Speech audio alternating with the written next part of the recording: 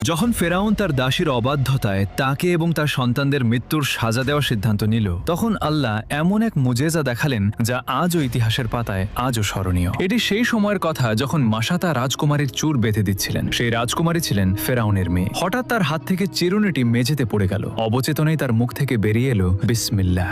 রাজকুমারী অবাক হয়ে জিজ্ঞেস করলেন, তুমি কি আমার বাবা ছাড়া অন্য কাউকে ইলাহ মানো?